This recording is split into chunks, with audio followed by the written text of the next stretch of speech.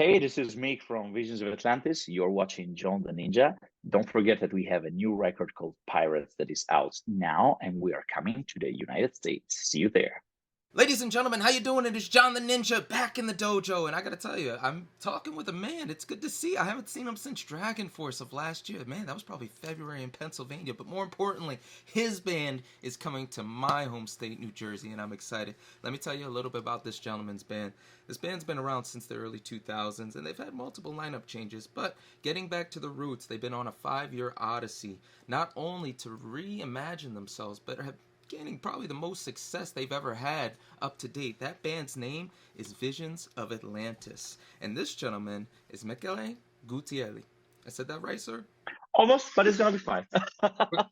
We are going to get it right before the end of the interview. But this gentleman himself has joined Visions of Atlantis. And as I stated earlier, not only are they doing well, this man has accomplished way more than we could have ever imagined. He's not only a musician, he is also, and put this out there, he's a producer. He's an IT guy. He loves his computers, but he's also worked with every major record label you can think of. Sony, Napalm Records, Warner Brother, and he has his own recording studio, and he fronts other bands. Temperance, ER, or Era, as I like to say. But the fact of the matter is this, with Visions of Atlantis, he's truly created something wonderful and truly spectacular with their newest album, Pirates, which he's here to promote today. And also, I'm going to reiterate, coming to Atlantic City, February 24th. Write it down, guys. He's coming to the Anchor Rock Club with Visions of Atlantis. Ladies and gentlemen, I give you Michele. Sir, how you doing? I'm doing great. Really happy of being here with you tonight. So, what's the time over there, actually? It's 11:10 now, so not too bad. Yeah, not too bad, not too bad. No, it's 5 p.m. here, 5:10 in Europe. So there is still some time distance, some time gap between the two of us. But in a couple days, we will leave for the US because actually our very first show will be on the 70,000 Tons of Metal cruise. And then from there, we will move to Los Angeles, where we will have the first show of the tour. And then, of course, right up to all the Northern America, actually. We are leaving out only a couple states here and there for now. For now. But this is like the first time this iteration of the band headlining the United States. And I got to tell you, some of these places you're going to have a lot of fun at. You got Seattle, you got Chicago, Detroit, Pittsburgh, Roxborough. You know, it's really cool how the band, overseas in Europe, you guys are huge. But you came to the States, you toured with Dragon Force, you did your dues. And the one thing I remember from that show is everybody was questioning, who are these guys? How do we get to them? You guys were so personable. I got to speak with Clémentine after the show. You know, you guys were just absolute joys. But you're all, senior veterans of the music industry and touring. I was curious how initially you met Visions of Atlantis being the newest member of the band. First of all, let me clarify, this is the first headlining tour ever for Visions of Atlantis in the US. So it's the first time ever that we come over as headlining act. Because even before me, there was a US tour with Epica and someone else around 2004, 2005, as far as I remember. And of course, I wasn't there, I've been told, but it should be in the books. But it was a support tour. This is the first time ever that VOA come to the United States as a headlining act. And I mean, this is kind of a leap in the void, a jump in the dark for us. But we are kind of confident that right now is the right time to start building it up, because in the end, every band that comes from from Europe to the US has to create an audience in the US. We've been lucky enough of having this wonderful tour with Dragon Force and keeping the heat of the moment. We are jumping over to this, like trying it out as a headlining act. But what we believe is that the more we will play, the more we will grow our audience over there, and the more we will get to be known. As you mentioned, the band was born in the 2000s, and I mean, with this new lineup, we consider the band to be reborn around 2017 with 2018 with the Deep and the Dark record, and then of course with Wanderers and Pirates. But despite over 20 years of history, the band still is kind of unknown here and there. As you mentioned yourself, some people were like, okay, who are these guys? This means that there is a lot of room of improvement here, and that we can do a lot to get to be known. And I believe that touring is the way to do it, as much as it happens in Europe. It's just that in Europe it's easier to do it. In the US, we are putting a lot of effort.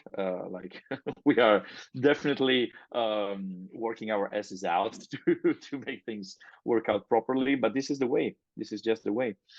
To answer to the main question that you answered to me, in 2018, around September, there was a tour where I was participating with Temperance, my other band, as support for Visions of Atlantis and Serenity. It was called the Symphonic Metal Nights Tour. There was another band too called Dragony. And it happened that exactly in that moment, Visions of Atlantis were looking for a new singer because the previous one, Siegfried, just couldn't give enough time to the band. You know, like it's not like every singer just does the singing part in his life. Siegfried, in particular, he has another job, a regular job, and it was becoming impossible for him to match the two things because there were too many shows for Visions and too little days off from his job, and he made a life decision by sticking to his regular activity. So they were looking for a substitute for the male singer, and lucky enough for me, during that tour, they kind of put their eyes on me, and yeah, here we are. You said Marco from Temperance. He's your main buddy. That's your, closest pal. You guys are like partners in crime. What was his reaction when you were told, like, hey, man, I got the gig with them. You cool with this? Because you're still part of Temperance. You're still with them. But, yeah, sure. What was his reaction and how did you guys meet? That's another thing that, like, all the reports and etc. You guys are just thick as thieves. I was wondering, like, how your friendship culminated and how he was when, VOA gave the call. As you said, Marco and I really are pals, as you say. Yes, we are brothers. Basically, we are brothers. We know each other since more than 10 years now. It's unbelievable, but true. And we've been growing together, like musically speaking, especially, we truly are like we face the same adventures. We've been struggling together to find the right promoters to play that gig in that venue. Back in the days, I remember we were exchanging contacts between the two of us of venues in, I don't know, Hungary, Czech Republic, Slovakia, rather than Germany, Switzerland, Austria, so that our respective bands, because we were not playing together yet, could book a show in that specific venue during its own tour. So there was this strong connection already there, and we know where we come from. We both know where we come from. We know the effort that we've been putting into this activity since we are kids, and we know the struggle that it has been to earn what we've been earning and to reach the results and the goals that we are finally, putting in our bucket list, like that we are finally reaching. And when Visions asked me to join, Marco was the first one to be extremely happy because, of course, this is nothing to be ashamed of. Visions of Atlantis are a bigger band compared to Temperance, and he knew that I would have been busy. He knew that I would have had to sacrifice some stuff for Temperance, of course, especially time-wise. Touring with Visions of Atlantis is demanding in terms of time, and he honestly was really, really happy because he knew that after all the struggle that we had, thinking back of when we were sleeping, on the ground, on the floor of the venues, because this was the only option, thinking of having the chance of, touring with real tour buses and overseas. And I don't know, we did South America with Visions of Atlantis, which is something we never did with Temperance. Like, he truly and genuinely was happy for me. And this is remarkable, but this is also what true friendship is, like the moment in which he will be part of I don't know, Arion rather than the next Avantasia or whatever. And I would be super happy for him because I know the effort and the struggle that he's been through to do everything that we are doing nowadays. So, it's a nice story and it's really pure. This is something I can be proud of for sure. The friendship with Marco is something I can be proud of. And that's a mark of a true friend. But it's also reminding me, because when I spoke with you guys when we had that conversation, man, over in Europe, I'm not gonna say glamorous, but it is more comfortable living as far as being a musician all around, even if you're still a smaller band. The States, not so much. And you guys had what, 4 buses break on you, or 4 breakdowns, or etc. on the. I drive for yes, So 4 bus breakdowns. when it comes to that, obviously you're doing it for the love of the music. It's literally starting all over again. It's like, we're sleeping on the floors. There's no food. How are we gonna make this stretch?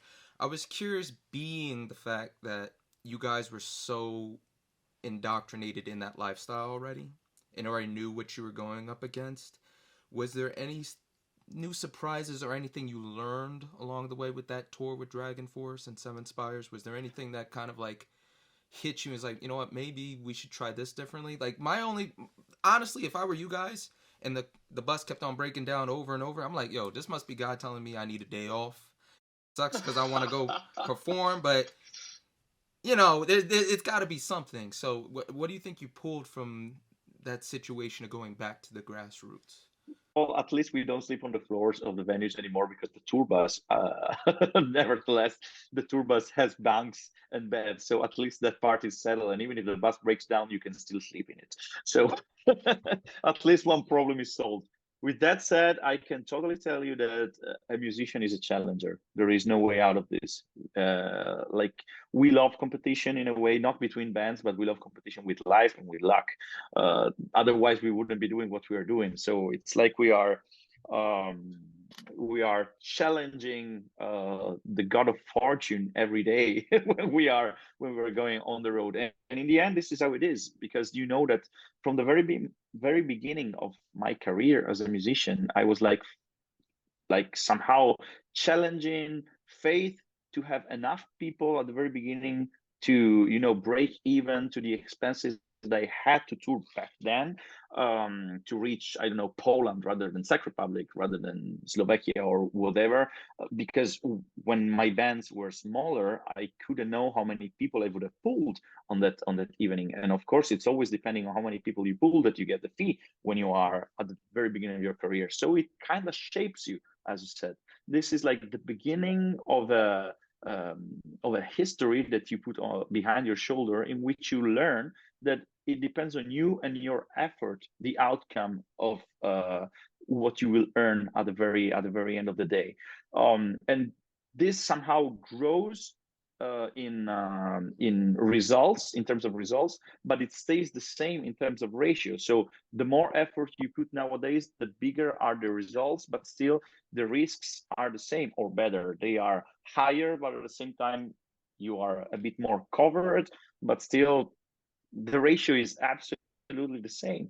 It's absolutely the same. Like, if one day, if once I was going out investing 200 euros in fuel, risking to lose 100 euros, because that probably would have been the case. Right now, maybe it's 2,000 and 1,000, and for bigger bands, it's 20,000 and 10,000.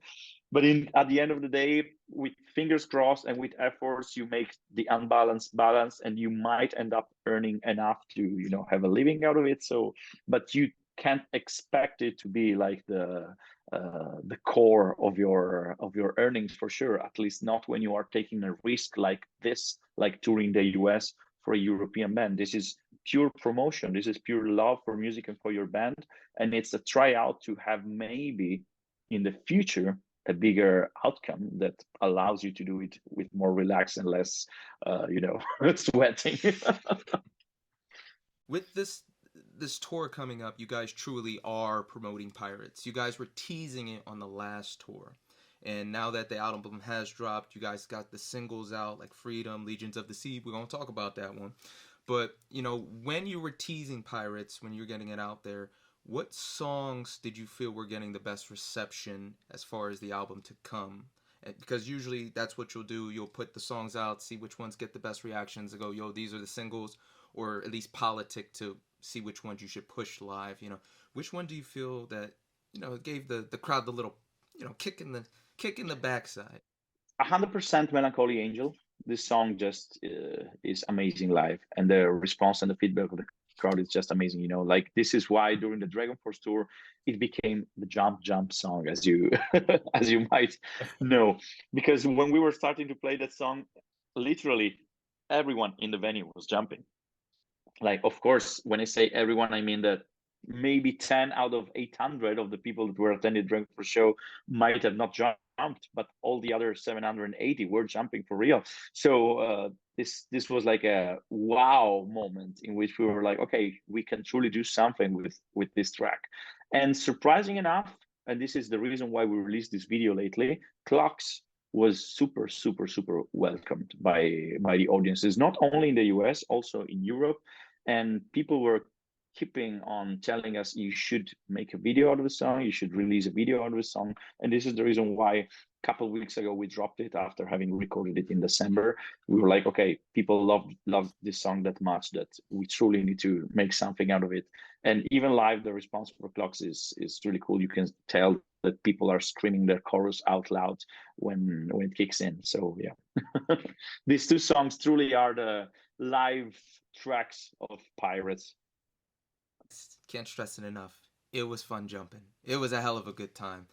But you know what? Just on a side note, I really want to put it out there how responsive you guys were. When you do a show, you can get a lot of hecklers. You can get people being. I was one of them. I was like, I love Pirates, and you said you're in for a show. I was like, you know, that back and forth, that camaraderie. Can you take me back to the writing process? Because I know during the pandemic, you kind of had to hunker down, and that's when you started writing. I believe it was half of Pirates you actually got down.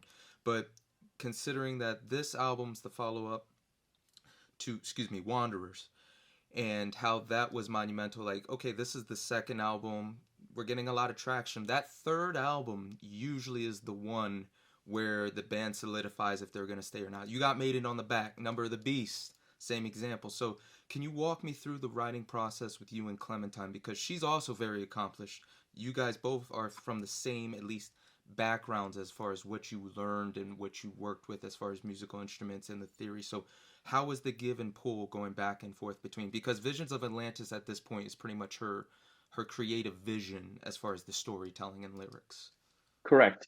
Well, luckily enough, traveling within countries in Europe during the pandemic was allowed at a certain point, because at the very beginning, the biggest problem to catch up for Visions of Atlantis in general was that we are all in different countries. You know, like I'm in Italy, Clémy was in France, and the other guys, they were all in Austria.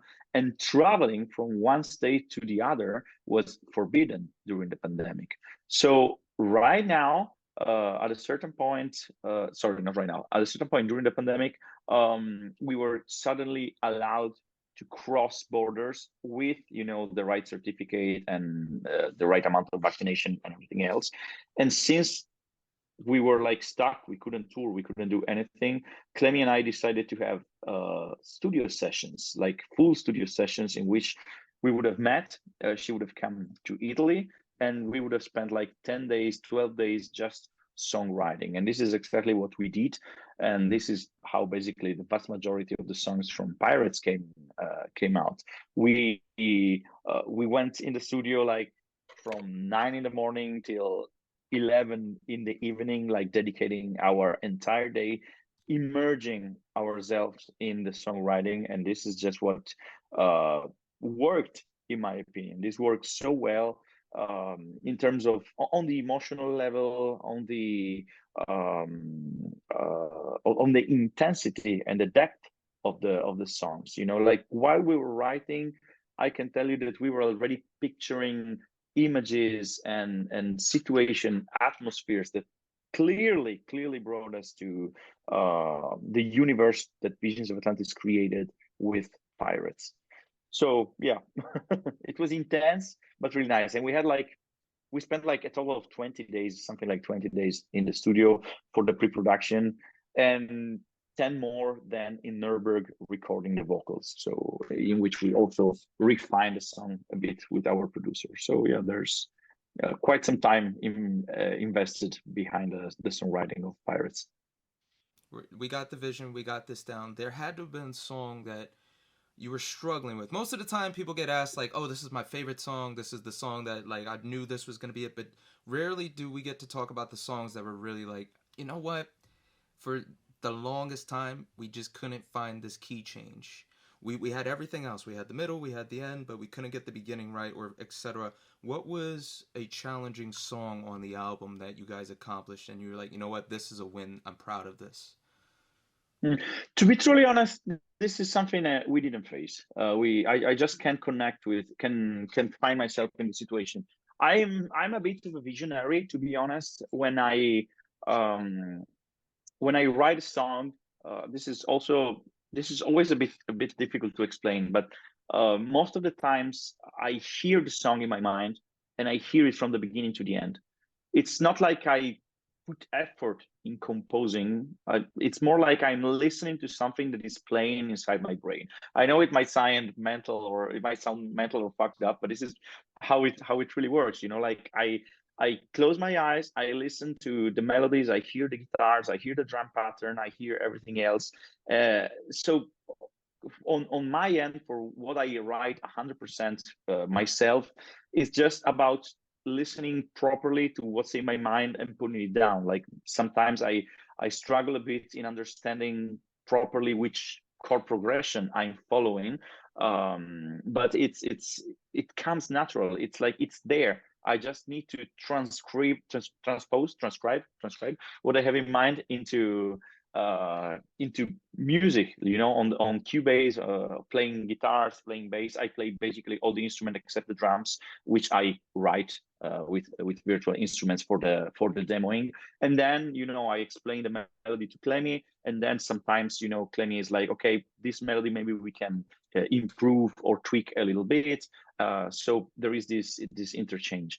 When it comes to Clemmy's songs, it works a bit differently, because she's more of a step-by-step composer. Like she has a theme, and then we discuss of the evolution, and then we discuss of this or this. But she also feels a lot. Like when it comes to melodies, when it comes to verses, for instance, there is a song called Pirates Will Return, which is basically 100% written by Clemmy, and I only helped her in the arrangement. Like she had the melody of the chorus, she had the melody of the verse, and it was more about understanding what was the best way to accompany with music her melodies. But they were ready, so she had the melodies in her mind. So we never really faced the issue of how to move on from this passage to the next. And even in the new material that we are already writing, because of course we are already writing new stuff for the next record, for now all the songs that we compose, they are pretty clear. There is no part in which we are like, okay, we don't know how to move on. Sometimes we revisit. Sometimes after listening to 1, 2, 3, 4 times to a certain passage, we are not super convinced. So we're like, okay, maybe we alternate this part with another part. But generally, we wait until the moment in which we have in mind what to do before touching something that is put down already. So with that, you mentioned something that really was cool, because you're able to hear the song. What I have to try and find out when I write music is I'll have it in my head, but when I play it on whatever instrument, it doesn't sound like on my head. So my issue is more so, how do I get the tone and the same sound as opposed to the notes? The notes are right, but it's, hey, that doesn't sound quite right, even though that's exactly what's in my head. So for you, being that you're so engrossed in the music, we consider ourselves vessels when we play. Would you consider the fact that because you know the theory, it's easier for you to, okay, let me get this out of my head? Or do you feel like you're more of a spiritual vessel, and that, you know what, this is what I do, this is a spiritual thing, and that's why you are able to do the theory and have a little bit more emotion to learn it?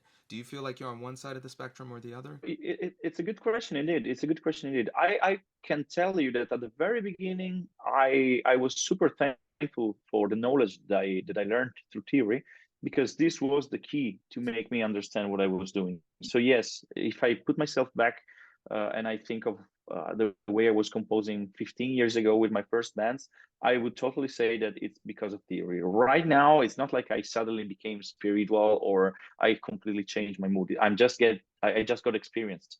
So things that were like making me losing time back then to understand exactly what I had in mind, now thanks to experience, I know how to make them come quicker because I've done this. In the end, the first riff that you try to play takes you, I don't know, 2 days.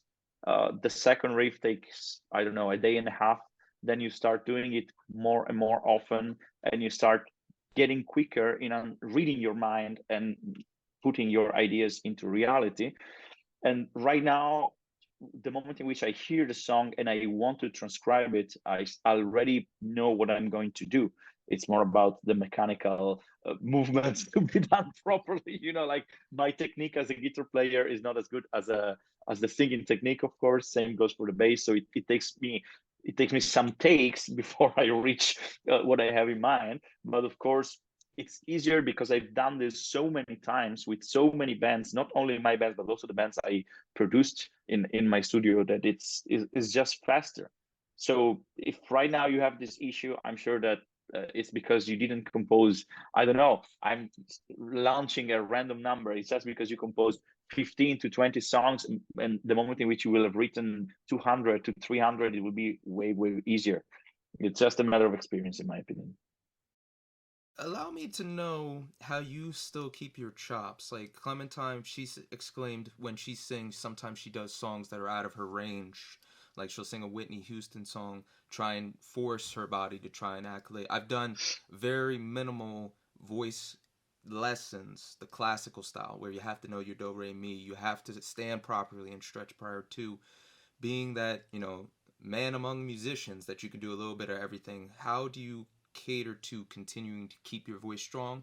And at this point in your career, over 2 decades worth of work, how do you improve upon what you already have? This is also something that is really related to experience, in my opinion. Again, if I go back in time, if I think of myself 10 years ago, 5 years ago, of course, I remember that I was like singing a lot of times at home or in my studio, like rehearsing. So the moment in which I was not touring, I was like spending an hour, 2 hours, 3 hours every week, depending of my availability, and intensifying the amount of time in the studio just rehearsing songs. And of course, when it comes to singing, what matters is to keep yourself in shape. It's not like if you sing a super difficult song, this is a better way to train rather than if you sing a super easy song. So I was just singing what I like to sing, like at the moment in which I had in mind, I don't know, Sting, Message in a Bottle, I was singing Sting, Message in a Bottle. The moment in which I was like, okay, let's sing, I don't know, Josh Groban, February song, I was singing Josh Groban. I don't care about the style. As long as I like the song, I was singing it. Then luckily for me, my touring activity became more and more intense. And for instance, last year I played 115 shows, man, which is, considering that there is one day to get to the show, one day to get back. Of course, not always the case, but there are touring. But when you tour, there are rehearsals before the tour. It means that I've been singing, I don't know, 200 days of my life in a year. So honestly, the moment in which I don't sing, it's a good moment to rest my voice. So right now I keep in shape just by keeping on doing what I do regularly, because I sing so much on stage that it's really, really good that the moment in which I'm off stage, I rest my voice. Also keep in mind that beside the singing on stage, there are also studio sessions, there are demoing. So I've been singing for so many days last year that this is an organic way. This is an organic way to keep your voice in shape. It's just about keeping on doing it. And of course, uh, I've been studying for years, for ages. So I can say that my technique right now allows me to hold on for a good amount of time, a good amount of daily time of singing without straining my voice. Of course, the moment in which I stop doing it, I need some time to get back into it. I can totally tell that the very first show of some tours were a bit harder in terms of resistance, endurance, compared to the last shows. of some tours of last year. But this is just because you have to get back into the routine of singing. But apart from this, yeah, just singing and singing and singing is the way. So I know this has already been touched before in other interviews or anything, but just being the fact that we are big metalheads, and you guys got to perform at Wacken, I would, Yeah. I'd be amiss if I didn't ask you that whole experience from the day. Like, you get the news, we're going to Wacken. Okay, we know all these bands, but now this is your opportunity. Could you walk me through from dressing up to the end of the show, that experience with you? Because when you want to do something or you're at a show you really want to be at, it flies by and you're like, oh shit. But what were some core moments you still remember from that wonderful feeling of adrenaline of having accomplished Wacken? Well, the thing is that especially for me, the Wacken experience was like life goal reached moment. I am a super huge fan of Wacken. I don't know if you are aware of this, if you read it while you were getting prepared for this interview, but I've been a guest at Wacken. I mean, I've been attending Wacken, not a guest. I was like in the crowds at Wacken for something like 7 years in a row before the pandemic. Like, I truly love that festival. It's like the holy ground for me. It's like, pilgrimage that I was doing every year, because as a metalhead, that is the festival, the festival that everyone should be wanting to play at.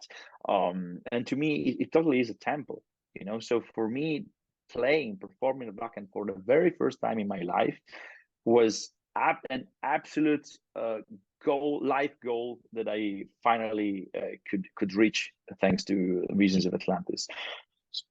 So I won't deny the fact that I was like shivering in a good way from the moment in which I touched the ground backstage for the first time after having been in front of the stage for so many years, till the moment I touched the stage.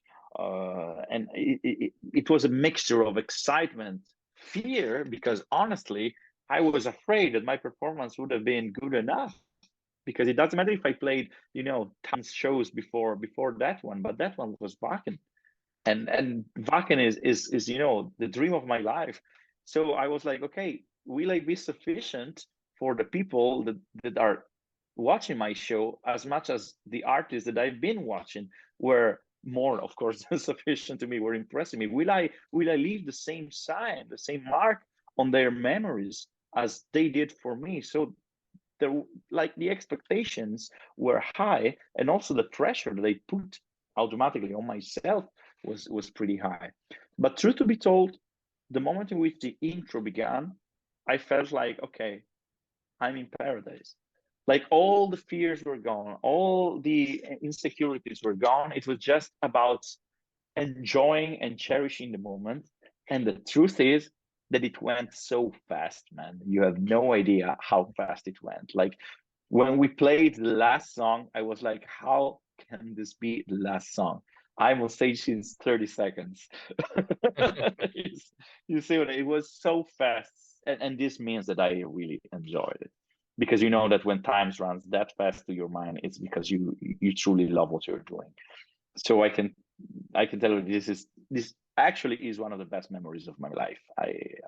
I don't have any other way of saying this. It's just a dream come true, and if I think of it, it still feels like a dream. So yeah. Was there any stories? Did you get to meet up with anybody? Be like, hey man, I haven't seen you in a while. Or were you able to see somebody that you were like, whoa, hey, thank you for inspiring me?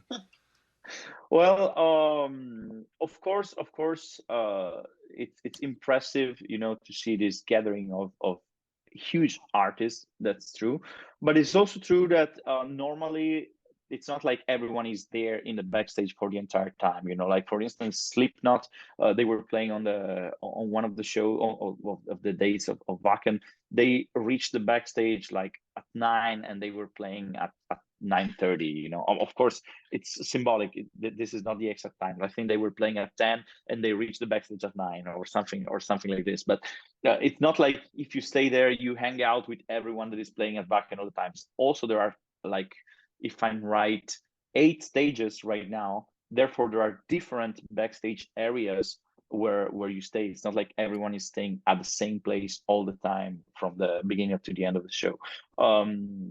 We catched up with Taria, for instance, which is of course one of the goddess of symphonic metal, and it was an absolute honor for me to talk to her. But for instance, Clemmy already has an history with Taria because she participated as backing vocalist for the DVD that Taria released, recording it in 2021, if I'm right, or 2000. Yeah, I think 2021.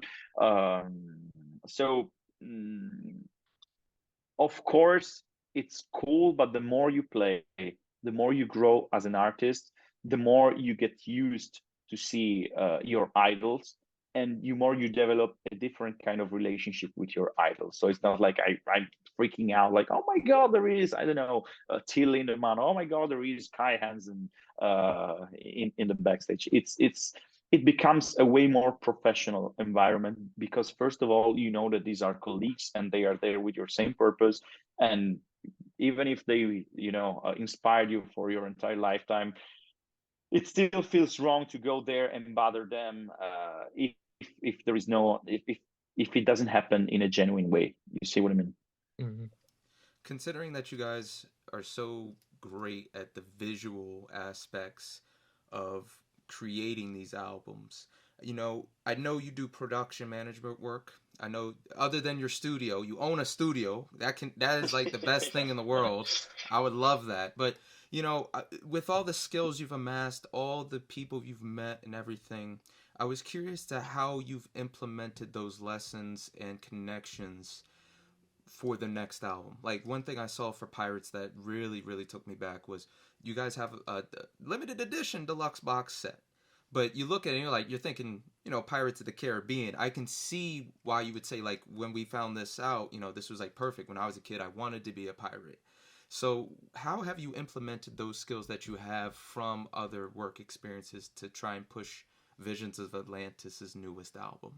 Well, the thing is that we are a team, so it's not like obviously not everything comes from me. There are things in which I don't even put a word because I fully trust Clemmy, or I fully trust Thomas or Douscha or Herbert. I think that the biggest power of Vision of Atlantis is the teamwork that we all have together, and the most important thing are connections also, because through experience, like doing this record or this other record or producing this band or producing this other band, you create connection and contacts, and you learn as you just said. So for instance, the box set was an idea of Thomas, and the content of the box set, he learned working with other projects, and he knew that for Visions, like the Flask, for instance, would have been perfect because of the rum thing and because pirates used to drink. So every time we like to experiment, and we are really, really, really interested in what's happening on the metal scene. Because if you are smart enough, if you are humble enough, and you are open and willing to learn from others, there is so much that you can learn every day. So every production that I did in my studio taught me something about arranging songs or not to arrange songs. Because of course, it's not like everything is roses and flowers. Sometimes I was producing band that I was not really happy of producing because of, it just happens. And sometimes I was aware that something was not working, and I got confirmation when the record was released and it didn't work really well. So I was like learning in a negative way, like learning through a mistake that mistake should not be done with visions, as much as it happens the opposite. Like sometimes you work with bands that have such brilliant ideas that you're like, okay, this I have to keep in mind, because the moment in which I will write this or a part like this with Visions, I could, or I might refer to what has been done here during this production, because this is efficient, this works. And the same goes for the visual universe, and the same goes for the products that you release in terms of merchandise. If you are aware and interested in what happened in the world around you, you can note down so many things that at the moment of releasing something, you have such a huge list of things that you can scratch what you don't think it fits, but you can keep what might work, and you have so many options. Normally, the people I talk to have the opposite issue. They don't know what to do because they lack of ideas. What happens with us is that we have so many that normally we have to choose and limit ourselves because of production costs or possibilities, and we have to face what's doable rather than what we would like to do because we have so many ideas and so many options. So it's more about being curious, in my opinion. This is what makes the difference. And of course, a team with the right connection that allows you to have everything done fastly and in a proper way. If I need to make a cover artwork, we have a bunch of artists that we know work properly because we've been working with them either with my band or with other bands. So I know that I can send an email. If one is occupied, I can refer to the other. Same goes for the merch design. Like lately, there is an artist called Peter Salai that is like drawing and painting for Visions of Atlantis since years now. And he's such an efficient guy that we just trust him. The moment in which we have a new t-shirt to be prepared, we tell him, listen, we need a new design. What about list this, or this? And he comes up with wonderful ideas. So it's just about, having the right people around you and keeping them really close. A lot of people like to categorize people in like their families or their friend units and team units. With bands, I always try and cut it short. Like, listen, they're the drummer. Leave it at that, But a lot more people want to be like, well, he's the funny guy. This is the rock, If you had to, how would you categorize the team of Visions of Atlantis? That's a nice question, man. That's a really nice question. So, Thomas, our drummer, he is the sport guy. He is the challenger. He is the one who always wants to, reach a step ahead. Like when you reach a goal, you need to aim to the next one with this passionate and physical energy that he puts in everything he does. This is Thomas. Like he's like the moment in which we play Europe League, the next step is the Champions League, and the moment it's Champions League, the next step is the World Cup with the national team. It's like he really is a challenger, and this gives us a drive that is so unique, and so you really feel like you need to give your best, otherwise you would disappoint him. I mean, I would anyways give my best because this is who I am. I'm an Aries, so it's not like I'm looking aside waiting for others to do things. I just go straight. But still, having Thomas pushing us, it's a gift that we have, because I think he's the engine of the band, and he's the one who really makes you feel like you need to do this and work hard, because he does, and there is no way to stop him, and there is no discussion or no slowing down. He's just a caterpillar going forward no matter what, pushing through any difficulty, because we have to, because we believe in what we're doing. And the moment in which you doubt what you're doing, there will be Thomas telling you, we believe in what we're doing. So he is the sport guy, he's the challenger. Clementine, she is like the visionary, I would say. She is the passionate and visionary. She is the one who creates. She is the artist of the band, the one that really uses music as a form of expression and uses the band to create a world that she has in her mind. She's like, there is a connection between her vision and what happens in Vision of Atlantis. She designs the clothes. She pictures the entire universe of the pirate world in which we are living. She saw pirates as romantic pirates rather than the party and drinking pirates. And as I said, she is the visionary. She's the one who really gives soul and heart to our world, not only to our music. It's about everything.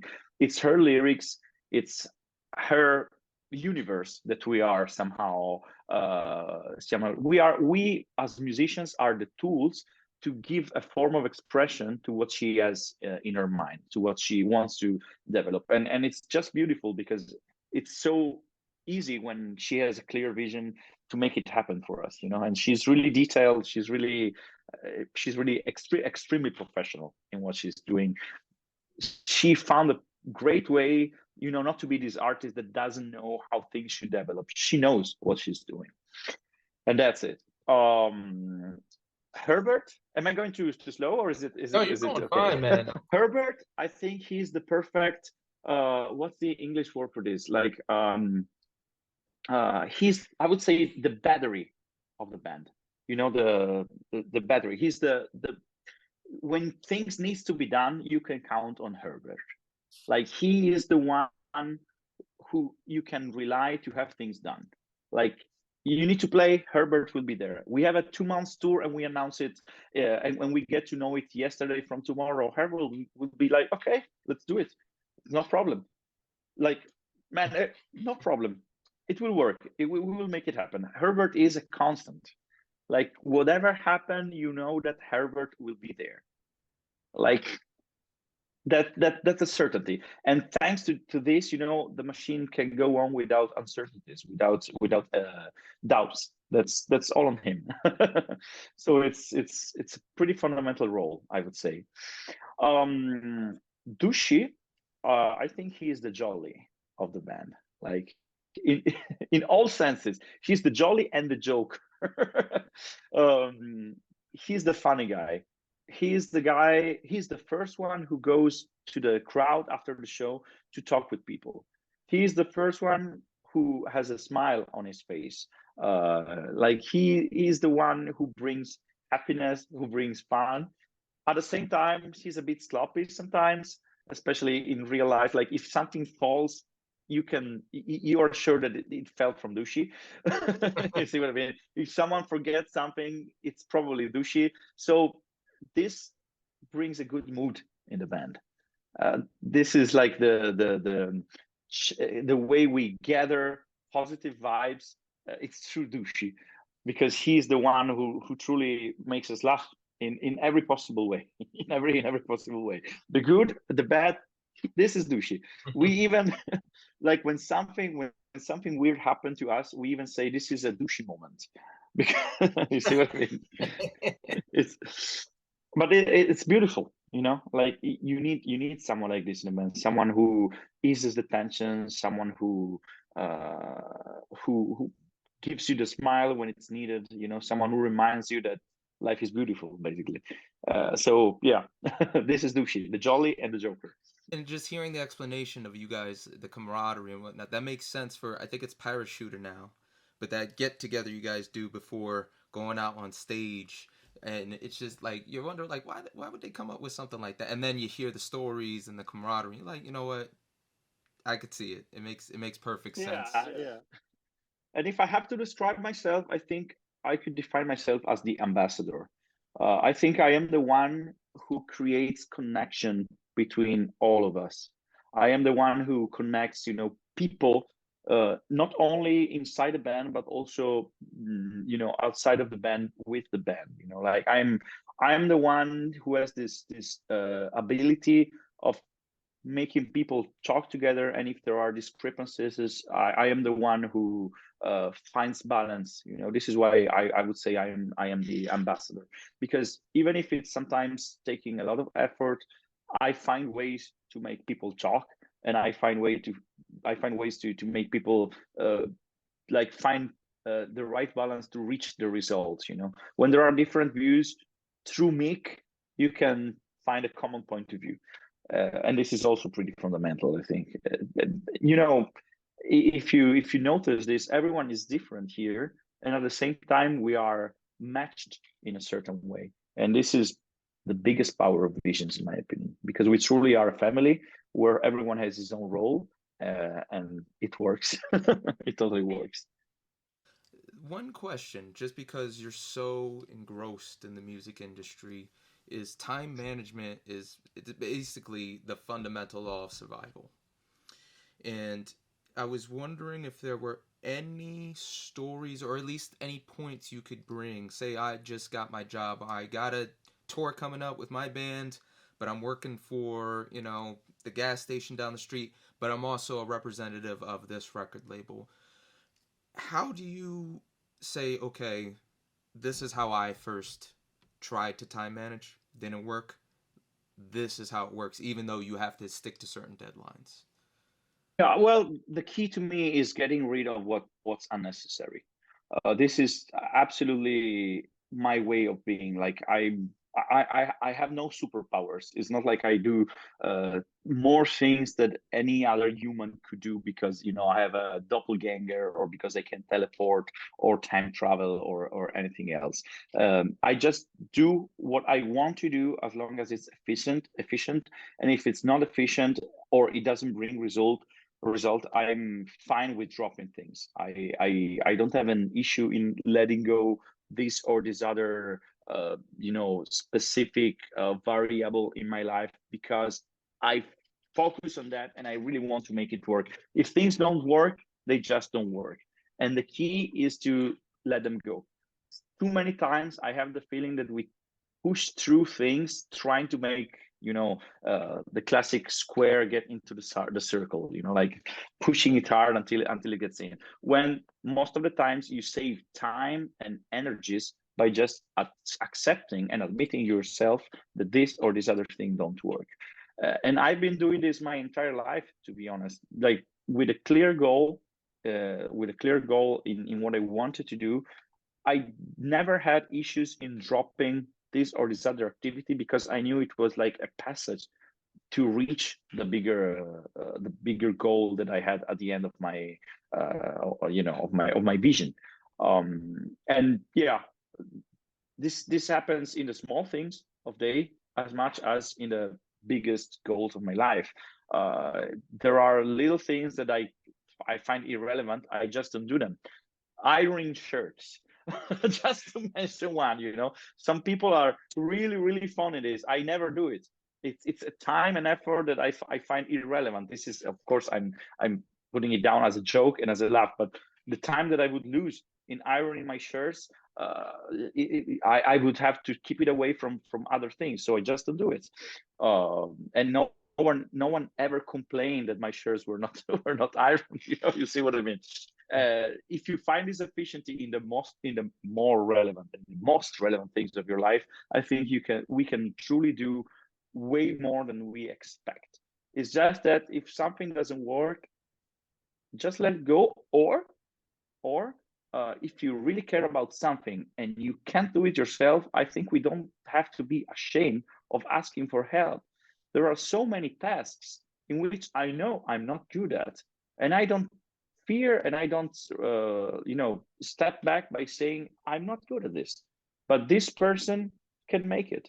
So I will just ask him if he can do it for me, of course with a decent fee if a fee is needed. But we don't have to do everything ourselves. We can totally rely on other people because there are professional people that do those things. If I wanted to, prepare the artworks for Visions of Atlantis and prepare the graphics for Visions of Atlantis and record the music of Visions of Atlantis and produce Visions of Atlantis, in 4 years, I wouldn't achieve what I achieved in 2 years with this band or in 1 year with this band. And this counts for every musician, in my opinion. There are some musicians that they really want to do everything, and sometimes everything is average because they don't rely on professionals because they believe that they can make it. Some actually can, but maybe it takes 5 years to release one record. When giving tasks to others that are better than you save time and energies, and you can focus on what's really fundamental for you. That is superb advice. It might be a repeat from this next question, but I always make it a point to ask, what's the best piece of advice you've ever been given? Sometimes somebody says something as a joke and you take it to heart. Sometimes they really sit you down and go, hey man, I want you to take this to heart. Listen to what I have to say. Or it could be something you just heard offshoot. But in this moment, what is a piece of advice somebody told you or said that it's kind of a guiding light? It's always in the back of your mind. It's something that just for some reason it resonated. I had a talk with Ted Aguilar of Death Angel. Very important chat I had with him, but he said just live. Literally right before the pandemic. It was almost like he foresaw some craziness happen, but he was like, you know what, man, just live. I know people are on their deathbeds, they're not happy, mistakes were made, just do your best, enjoy life. And it's resonated with me. So what's something like that you always have in the back of your mind? I would say accept yourself for who you are. Like accept yourself for who you are, get the best out of what you do best, and learn to let go what you can't do. This is the advice that I feel like giving to everyone, like in the end, we all have a place in life. We all do. Like there is no one in the world that doesn't have a place. Sometimes we're just in the wrong place and we try to push through, even if we know and we are aware that we are not in the right place because we want to make things work. To me, this is a big mistake. Again, this is my experience, this is my life. I don't want to teach how to live to anyone else, but you are asking me to give an advice, and my advice is this: like, I got the best out of myself learning to let go what I was not good at, and learning to understand what I am good at, and getting more and more and more putting more and more effort into what I am good at, without trying to debalance energies. And like, since I am good at this, I don't have to put effort in it, but I'm not good at that, so I need to learn how to do this other thing. If this doesn't come natural, there is no way in the world that this will come natural. If I am brown haired, I will never be blonde. And it doesn't matter how much, I dye my hair or how many times I go to the hairdresser, still I will be brown hair. It's not gonna change, Of course, there are things that are changeable. We can change our shape, we can train, we can become better, but we must truly feel it, and we must realize that we have a chance at that. If you put efforts and you give your entire self into something that doesn't work, accepting it is the most difficult thing. Let's say that I wanted to sing, but I was a singer that sucked. I was not good. I was off tune, and I went to school and I studied, and still after years and years and years, I was not achieving results. I think that my ego would have suffered so much, but at a certain point, I should have told myself, okay, this is not my cup of tea. I need to accept it. There are so many things in which I suck, man, believe me, and I'm aware. I'm not scared of saying I suck at this or I suck at this other thing. Thank God, the music somehow is my world, and I realized it, and I gave myself all into music. But I suck at football. I love football. I'm Italian, for God's sake. I love football. I so much wish I was a good football player. When I see Thomas playing football, he is amazing. When I see Marco from Temperance playing football, he's really good. I can't even, bounce my ball from one foot to the other. I'm not capable of doing this. I don't play football. I tried for like 6 months, and I saw that everyone else was better than me. And I told myself, okay, probably this is not my cup of tea. And if I pushed there, probably I would be, I don't know, maybe in the D League or C League in Italy, trying to, fight for earning a decent salary at the end of the month. But I realized it was it was not my thing, and I just told myself, okay, this is not my thing. I accept it. Believe me, I would love to play decently. I would have loved to be a football player, but it's just not my thing. And luckily, I'm a musician, and I'm good at what I'm doing. So there is no reason why I should, get a ball and get to the field and play, because I would be embarrassing, and I would be a damage for my teammates. And that was wise beyond years. Sir, that was fabulous advice that I need to take to heart myself. Thank you so much, ladies and gentlemen. Visions of Atlantis, Pirates is out now. If you want to go on a musical journey that will truly make you question the magic of time, you got to go see these guys. Again, I'm going to reiterate, they're coming to my home state of New Jersey for 2 dates, closest to me, Atlantic City at the Anchor Rock Club, and my original hometown, Clifton, New Jersey, and Dibats. Sir, thank you so much for the time. You're welcome. You're welcome. See you there. And everybody else, as always, be smart, be mindful, and rock on. Ninja out. I'm excited. Oh, last question. I really wanted to ensure I got your name correct, sir, because I've heard it said a different couple of ways. Yeah. Michele, Michael, and then Guaitoli? Guaitoli? It's Guaitoli. Guaitoli. Put an I, Guaitoli in the mix. Imagine there are 2 E's. Guaitoli. Yeah, correct. Is it my... Woo, baby, you listen to John the Ninja. Oh, your ears are about to go on a vacation. John the Ninja's got what you need.